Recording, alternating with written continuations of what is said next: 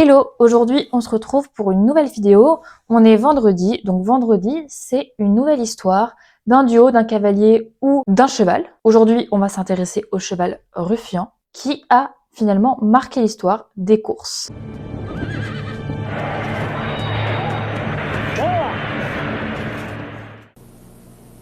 And they're off. Number 7, Dan's Commander, unseated the rider at the start. Ruffian on the outside, quickly taking command. Ruffian est l'une des juments les plus légendaires des courses américaines. Née en 1972 et décédée en 1975, elle a marqué son époque avec sa puissance, son charisme et son courage sur les pistes. Son histoire m'a beaucoup touchée, m'a beaucoup attristée parce que finalement, quand on calcule, elle est décédée juste après son 3e anniversaire. Dans cette vidéo, on va découvrir son histoire, son parcours, comment elle s'est imposée dans le monde des courses et pourquoi son nom est resté gravé dans les mémoires. Avant toute chose, j'ai fait une vidéo tout savoir sur les courses hippiques. Je vous invite à la voir avant cette vidéo si vous voulez mieux comprendre les petits détails des courses finalement, pour mieux comprendre cette vidéo. Je vous fais un petit disclaimer, je parle très mal anglais. Ici, on est en Amérique, donc la plupart des noms, des prénoms des personnes sont en anglais. Les fermes, les endroits, bref, sont en anglais. Je parle très mal anglais, donc les prononciations vont être à revoir. Oui, les prononciations surtout, c'est principalement ça. Les prononciations vont être catastrophiques. Je préfère prévenir que guérir. N'hésitez pas à me corriger en commentaire et c'est parti. Né le 17 avril 1992 à la ferme de Claiborne, près de Paris dans le Kentucky, Ruffian a été élevé par Stuart S. Janney et Barbara Phillips Janney dans leur haras Locust Hill Farm. Son père était reviewer, un fils de Bold Ruller, et sa mère était Shena Nigan, fille de native dancer. Ces noms, ce sont les lignées. En course, le pédigré est très important pour savoir si le cheval aura probablement du talent dans cette discipline. L'importance du pédigré est également importante quand on veut acheter un cheval de sport, notamment. Dès ses premiers jours, Ruffian se distinguait par sa grande taille pour une pouliche, 1,65 m au garrot, sa carrure puissante et surtout un caractère bien affirmé. Elle était indépendante, exigeante et aimait imposer son rythme. À seulement 2 ans, on la confie à Frank Whiteley, un entraîneur célèbre qui a déjà entraîné d'autres champions. Il décide des entraînements, des courses et du rythme à adopter pour emmener ce cheval au plus haut niveau. Ruffian fait ses débuts le 22 mai 1974 à Belmont Park, dans une course maiden de 5 demi-furlongs. Une maiden, c'est une course pour chevaux qui n'ont jamais gagné, et un furlong, c'est environ 200 mètres. Donc 5 demi-furlongs, c'est environ 1100 mètres. Elle remporte sa première course avec 15 longueurs d'avance et égale le record de piste. Elle fait le meilleur temps jamais enregistré sur cette course. Une longueur correspond environ à la taille d'un cheval. Elle continue avec les Fashion Tracks, l'Astorien, la Sorority, la Spinaway, etc. Chaque fois, elle mène dès le départ et finit avec de larges marges. À 2 ans, elle remporte toutes ses sorties, 5 courses, 5 victoires, ce qui lui vaut d'être nommée championne 2 Years Old Filly en 1974. Une filly, c'est une jeune jument. L'Eclipse Award est, comme les Oscars des courses, il récompense les meilleurs chevaux de l'année.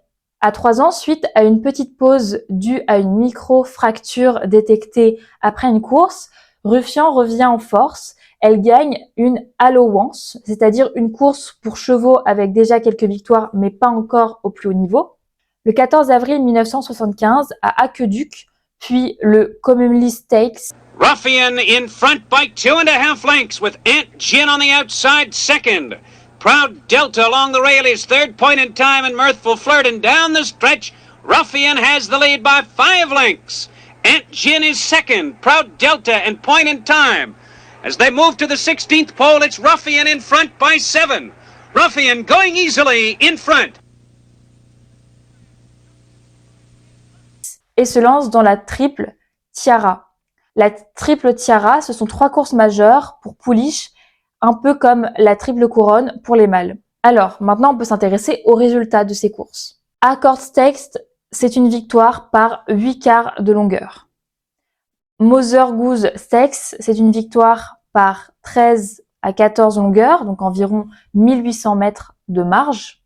Et le Coaching Club American Oaks, c'est 12 furlongs, donc c'est 2400 mètres, et elle gagne par 2 quarts de longueur. Puis vient le plus grand défi, le 6 avril 1975, à Melmoon Park. Elle affronte Foolish Pleasure, le vainqueur du Kentucky Derby, le seul à avoir accepté de se confronter à Ruffian. Ainsi est créée cette unique course, qui confronte les 2 rares chevaux ayant gagné les épreuves de la triple couronne. Le 6 juillet 1975, ce sont 50 000 spectateurs et 20 millions de téléspectateurs qui assistent à cette course légendaire. Le départ de la course est donné, Ruffian est en tête, mais au bout de 600 mètres, c'est le drame. La jument s'arrête brutalement, les 2 os sésamoïdes de son antérieur droit viennent de se briser. Now gets to the front by a hair. Go Ruffian! She's beating him.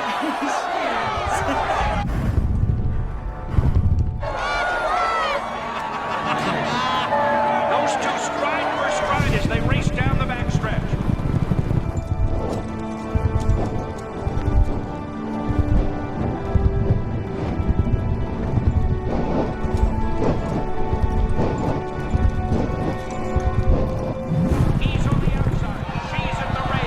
In front by half a length now. On the outside, Foolish Pleasure right there.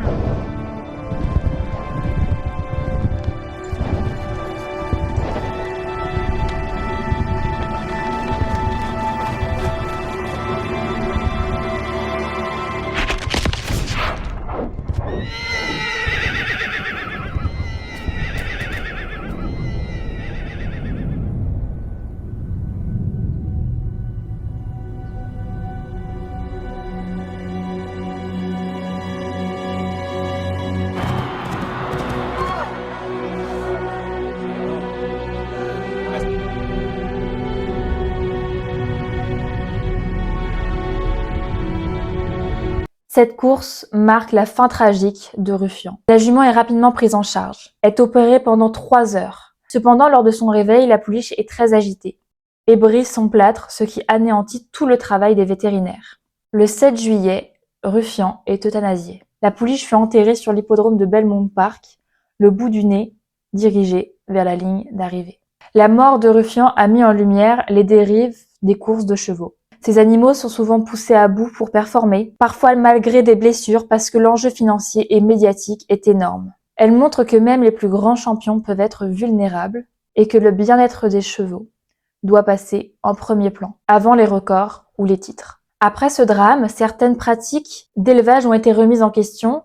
Le père comme la mère de Ruffian avaient des membres fragiles et tous 2 moururent de blessures aux membres inférieurs. Ce même schéma s'est répété en 2008 avec Height Bells. Ce tragique épisode a aussi conduit à des améliorations dans la médecine équine, comme des méthodes pour réduire les risques après l'anesthésie et limiter les blessures lors des courses. Pour éviter aux chevaux de briser leur plâtre, comme le fit Ruffian et comme ils le font spontanément, la recovery pool a été inventée, qui permet à l'équidé de se réveiller après l'anesthésie suspendu dans une piscine d'eau chaude. Ruffian est devenu un symbole non seulement de talent, mais aussi de la fragilité des champions et de la nécessité de les protéger. Pourquoi Ruffian n'est pas juste une jument comme les autres finalement? Elle rentre dans le Wall of Fame en 1976, ça équivaut au musée des champions. Elle est classée parmi les 100 meilleurs chevaux américains du XXe siècle et meilleure jument pouliche de cette liste. Sa fin tragique a conduit à des réformes pour protéger les chevaux, mais elle reste aussi un symbole de puissance, talent, courage, mais aussi fragilité, et souligne l'importance du bien-être animal. Ruffian reste dans les mémoires non seulement pour ses victoires, mais pour ce qu'elle a représenté et ce qu'elle continue d'inspirer. Of Hall of Fame filly Ruffian have been moved from Belmont Park to Claiborne Farm in Paris. The move was necessary because the